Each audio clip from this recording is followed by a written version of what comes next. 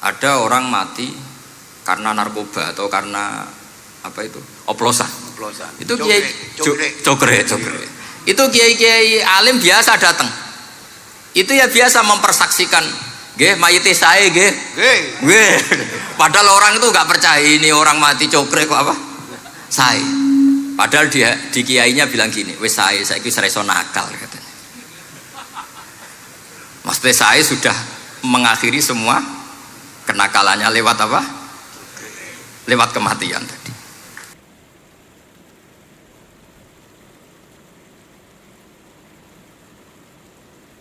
Dulu saya sering diceritain bapak tapi gak paham, tapi setelah saya ngaji lama-lama paham. Beliau pernah didhawuhi Badullah gini, Nur, dhisik ana wong salat 2 rakaat, terus syukur akhirnya salat lagi sampai 4 rakaat. Saking syukurnya salat lagi sampai 6 rakaat. Seterusnya sampai 1000 salat. Kita tahu itu Sayyid Ali Zainal Abidin. Jadi dia menambahkan salat itu karena iskon lillah wa syauqan lillah, mahabbatan lillah. Bukan kayak kita, karena ingin sholat 1000 rakaat dibagi sekian menit terus kenanya 2 jam. Jadi kayak kita taraweh lah 20 menit, 20 rakaat dibagi sekian kenanya 7 menit. Pentingnya apa? Meskipun kita tidak akan ngalami seperti itu, tapi kita menjadi tahu ketika Rasulullah SAW menghentikan wa qurratu aini fis shalah. Bahkan Nabi kalau banyak masalah itu Nabi yataraddad, mutaraddidan di dalamnya. Setelah mutaraddidan agak panik, Nabi tanya gini sama Aisyah, aina Bilal, aina Bilal, Bilal kemana, Bilal kemana? Setelah Bilal notok, tok, ya Rasulullah as-sholat, arifna ya Bilal, arifna ya Bilal, saya kasih istirahat ya Bilal, saya kasih istirahat. Karena roh dunya, roh politik, roh kebudayaan, roh dulur bulet kabeh. Sing ra bulet mok sitok hubungan ambek Allah Subhanahu wa taala. Maka disebut as-sholat rohatul mukmin. Apa yang terjadi? Ashabu Rasulillah ketika Sayyidina Umar ditusuk oleh Abu Lulu al-Majusi, tentu pakai kira-kira ya panah yang kayak pancing. Jadi kalau sudah dimasukkan kadu cabut itu sakitnya minta ampun. Apa kata Umar? Nanti cabut ketika saya sholat. Karena sekali sholat dan setelah itu dicabut nggak terasa. Ya, kalau sholat kita ada nyamuk ya sudah. Ini penting saya ceritakan, sampai ada wali ditawarin Allah, silahkan masuk surga, tanya, ya Allah di surga ada sholat enggak? Kalau tidak ada sholat enggak lah katanya. Karena dia nggak bisa membayangkan nikmat tanpa sholat. Sehingga penting sekali kekaguman ini. Ketika Sayyidina Umar wafat, di antara yang pertama ditanyakan adalah yang bunuh saya siapa? Itu Hulamul Mughirah, Abu Lulu al-Majusi. Beliau spontan langsung ngendikan gini, alhamdulillah alladzi ja'ala maniyati biyadi rajulin lam yasjud laka sajdatan tuhajuni biha yaumal qiyamah. Matur nuwun Gusti, saya dibunuh oleh orang yang enggak pernah sujud.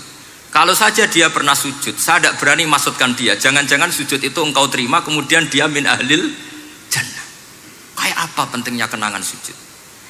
Rasulullah juga pernah ngendikan nanti kalau dunia sudah ruwet, as-sajdatul wahidatu khairun minad dunya wa ma fiha. Satu sujud lebih baik ketimbang dunia seisinya. Karena itu kelayakan kita sebagai hamba. Makanya Abu Hasan Asadili ngendikan, sudahlah kafal amilina jazaan an radhiyakalaka ahlan, sudah ditakdir ngamal sudah harus syukur. Kok mikir ditompo ta ora usah, gak penting. Itu madzhab Abu Hasan apa? Asyadili. Dan itu ditiru para kiai-kiai kita. Madzhab Said Abdul Haddad juga ditiru kiai-kiai kita. Sehingga sedekah Rasulullah ketika ngendikan al ulama warasatul anbiya. Ini penting saya utarakan karena khazanah kita biar tetap kaya. Makanya masyhur dalam Manaqibul Ghazali kita tahu Imam Ghazali itu orang yang luar biasa, pengarang Ihya. Saya punya banyak karangan beliau, Al-Arba'in Al-Usul. Tapi yang paling saya cintai tentu Ihya, kitab Mustasfa, kitab Qawaid Fikih itu Usulul Fikih. Manaqibul Ghazali adalah Rasulullah pernah jejer Nabi Musa, terus Rasulullah ngendikan ulama ummati ka anbiya'i Bani Israel. Terus kata Nabi Musa, yang benar saja, masa ulama kok kapasitasnya kayak Nabi, apapun hebatnya itu nggak mungkin lah kapasitasnya kayak Nabi. Terus kata Rasulullah, ya sudah buktikan saja. Terus dipanggillah Imam Ghazali. Ketika dipanggil, ini katanya Ghazali katanya. Ditanya sama Nabi Musa, siapa namamu? Ana Muhammad bin Muhammad Al-Ghazali At-Tusi Asy-Syafi'i. Mau jawabnya panjang. Terus kata Nabi Musa, kecangkeman gitu, cara orang Jawa itu kecangkeman, ditakoki jeneng kok jawabnya kakean. Terus kata Imam Ghazali, ya lumayan saya. Jenengan ditanya Allah sing ya'lamu sirra wa akhfa saja jawabnya kelebihan gitu. Apa itu kata Nabi Musa? Wa ma tilka biyaminika ya Musa. Qala ya asaya atawakkau 'alaiha wa ahusyu biha 'ala ghanami wa liya fiha ma'aribu ukhra. Jadi Nabi Musa ditanya, sing mbok gawa iku apa ta? Ini tongkat saya, tak pakai ini, tak pakai ini, tak pakai ini. Jadi masih banyak kelebihan jenengan timbang saya. Akhirnya fa'aqarra Nabi Musa ini ikrar bahwa benar-benar ulama Rasulillah itu keambiyai Bani apa? Israel. Jadi khazanah-khazanah kecerdasan gini ini penting. Sehingga ketika ada kemacetan fikih, ada kejumudan fikih, tugas kita adalah memecahkan kejumudan itu. Misalnya begini, ini yang sering dilakukan Bapak saya dan Gus Ali. Kancanan wong fasik hukumnya piye? Ya ora oleh, wong kok kancanan wong fasik. Tapi kalau dibalik, bina wong fasik boleh ndak?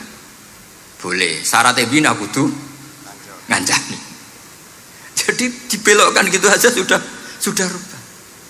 Hadza huwal fiqh. Yang dikatakan fikih ya seperti ini. Tapi orang-orang yang nggak ngerti detailnya fikih, apalagi usul fikih, fikih itu menjadi rumit. Makanya ahli sunnah itu luar biasa. Ada orang mati karena narkoba atau karena apa itu? Oplosan. Itu kiai cokre. Itu kiai alim biasa datang. Itu ya biasa mempersaksikan, nggih mayite sae nggih. Nggih. Padahal orang itu enggak percaya ini orang mati cokre kok apa? Sae. Padahal dia di kiainya bilang gini, wis sae saiki wis iso nakal katanya. Mas sae sudah mengakhiri semua kenakalannya lewat apa? Lewat kematian tadi. Karena itu doa Rasulullah. Rasulullah itu kalau ngedikan itu luar biasa. Allahumma ij'alil hayata ziyadatan li fi kulli khairin wal mauta rohatan li min kulli syarrin. Ya Allah, jadikan hidup ini ziyadatan li fi kulli khairin. Jadi anggap saja kalau hidup itu berarti potensi tambah baik. Anggap saja kalau mati itu akhir dari segala keburukan. Berarti orang cukri ini mati itu baik apa buruk? Baik, karena dia sudah tidak bisa buruk lagi. Makanya saya nah ini khazanah yang luar biasa. Karena tadi kematian adalah ar-rohah min kulli apa? Syarrin. Nah ini sesi kedua, mungkin ini tinggal seperempat jam atau setengah jam. Saya ini karena biasa ngomong lama. Saya mau menerangkan kalimat tauhid. Ini penting sekali. Kalimat tauhid itu kata Ibnul Qayyim Al-Jauziyah dalam kitab Zadul Ma'ad. Ini kitab kesayangan Sayyid Abdul Al-Haddad.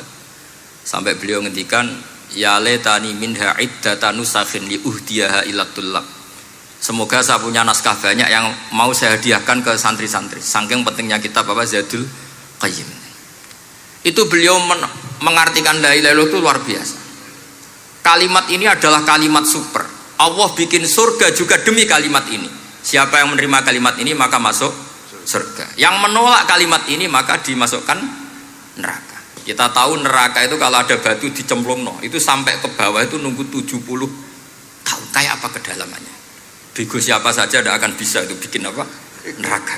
Karena kalau batu dijatuhkan nunggu 70 tahun itu sampai kok riha. Itu dibikin juga untuk orang yang menolak la ilaha illallah.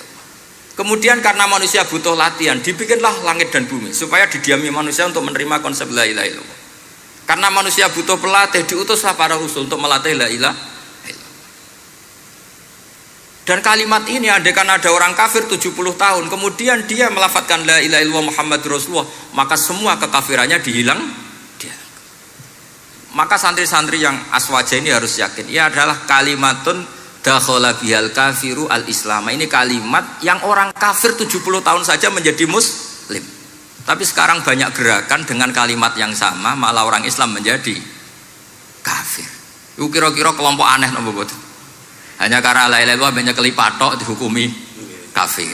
Gara-gara la ilaha illallah bipitung dino diarani kafir. Wong kalimat ini sing kafir wae dadi mukmin. Sekarang dengan kalimat yang sama yang mukmin jadi kafir. Ini apa-apaan? Kira-kira gitu. Cara madzhab ini apa-apaan?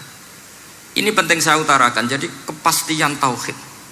Ngendikane pangeran kul lil ladzina kafaru iyantahu yughfar lahum ma qad salaf.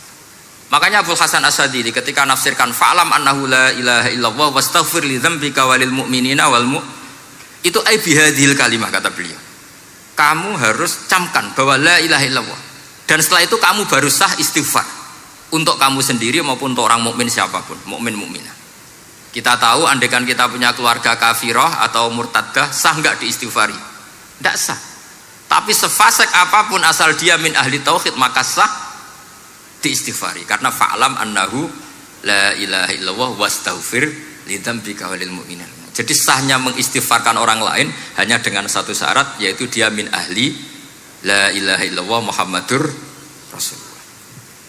Sehingga dalam cerita-cerita kewalian, dan ini saya percaya cerita ini karena saya pernah menemukan di Musnad Ahmad, saya menemukan di Ithaf syaratnya Ihya, juga di kitabnya Said Muhammad Abu Abdul Farad itu.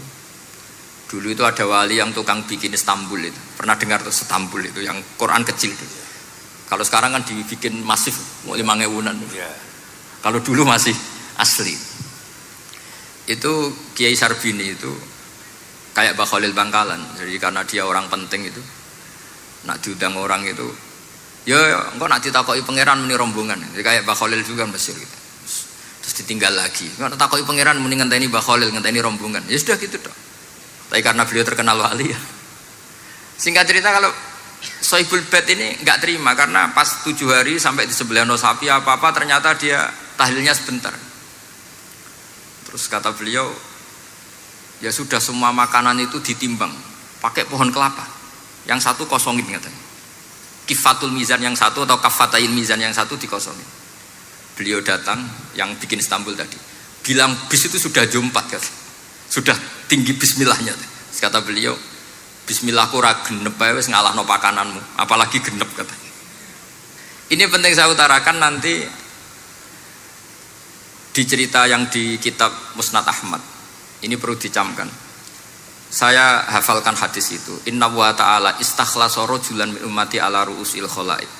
Setelah dipertontonkan, fayan suruh alaihi tis'an wa tis'ina sijillan kullu sijillin minha maddul basar.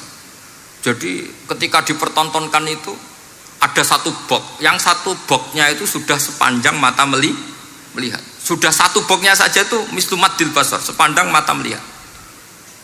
Apalagi di 99. Terus Allah itu fair, Allah tanya, afalaka uzrun, apa kamu melakukan kesalahan banyak ini punya alasan? Enggak katanya. Adzolamat kata badi al-hafidun, apa memang malaikat itu sentimen sehingga salah kamu tok yang ditulis, kalau kamu nggak salah nggak ditulis? Ndak ya Allah. Terus kata Allah, bala innalaka inti hasanah, kamu masih punya satu kebaikan. Ketika Allah bilang kamu punya satu kebaikan, apa kata lelaki tadi? Nah, gunanya apa ya Allah satu kebaikan dibanding kesalahan yang sebanyak itu? Akhirnya kesalahan yang sebanyak itu ditimbang, si timbang satunya itu hanya la ilaha illallah Muhammadur Rasulullah. Fato syat as-sijilat, semua catatan salah tadi kalah. Kenapa? Fala yaskulu ma'asmillahi ta'ala syai'un, karena di dunia maupun akhirat tidak ada yang bisa mengalahkan kalimah thayyibah. Tapi sekarang kalimah thayyibah itu jadi tersangka. Nah ini makanya saya mohon santri-santri, hujjiyatu ahli sunnah wal jamaah ini harus mustaqirrah, harus sabitah, harus benar-benar berargumentatif. Sehingga kita tahu setahu-tahunya bahwa kalimat ini adalah kalimat yang orang kafir saja menjadi muslim. Masa dengan kalimat yang sama orang mukmin menjadi kafir? Ini penting saya utarakan karena kita harus terus belajar. Caranya gimana? Ya diantaranya tadi belajar kitab Ihya, beberapa kitab, sehingga khilaf-khilaf fikhiyah meskipun kita tidak bidangnya misalnya, itu tetap punya kualitas yang luar biasa. Saya sampai sekarang menerima sorogan kitab Mahalli. Itu di situ ada perdebatan unik. Boleh enggak misalnya jenazah itu diletakkan di belakangnya yang sholat? Kata kaul awal enggak boleh. Di mana-mana jenazah itu ya di depannya orang apa? Sholat. Tapi kata kaul sani, ya boleh saja jenazah itu tidak imam katanya. Iya. Sehingga pentingnya kaul sani adalah kalau Anda di Arab Saudi itu jenazah-jenazah tetap di kamar mayat, kemudian yang sholat ya di depan jenazah. Karena kalau dipaksakan di depan berarti jenazahnya di dekat apa? Ka'bah. Kayak apa kreditnya Mekah? Nah, meskipun kita tidak melakukan itu karena nanti dianggap aliran apa? Sesat. Ada jenazah kok di belakang kita sholat apa? Di depan. Tapi ini ilmu harus kita dengar. Begitu juga khilafnya kaul qadim dan kaul jadid. Menurut kaul jadid, yang namanya sujud itu harus 7 anggota. Karena kata Rasulullah SAW, umirtu an asjuda ala sab'ati a'zumin al-jabhah wal yaden wal rukbaten wal kodamen. Berarti al-jabhah 1, yaden 2, kodamen rukbaten 2, kodamen 2. Sehingga kalau kiai-kiai fanatik fikih ku nak ana anak sujud ngongkrong dipetel-petel loh. Mergo supaya 7 apa? Anggota. Tapi kata Imam Syafi'i dalam kaul qadim, kata beliau wayah tamilu, mungkin saja sujud itu cukup pakai jabhah. Karena dalam doa Nabi itu hanya sajadalaka wajhi wa sam'i wa basori. Tidak ada Nabi dongo sajadalaka wajhi wa yadi wa rubbati wa qadami. Jadi kecerdasan ulama-ulama dulu itu luar biasa. Sehingga kalau kita baca pembanding-pembanding itu, lama-lama kita menjadi cerdas. Ini yang terakhir saya cerita tentang Imam Ghazali. Dulu banyak orang yang bermadzhab pentingnya uzlah. Sehingga banyak ulama yang uzlah. Alasannya kumpul wong serepot tok. Paling gak ngerasani wong lah. Minimal dosanya ngerasani wong. Singkat cerita banyak ulama yang uzlah. Kemudian umat ini dipimpin aliran-aliran sesat.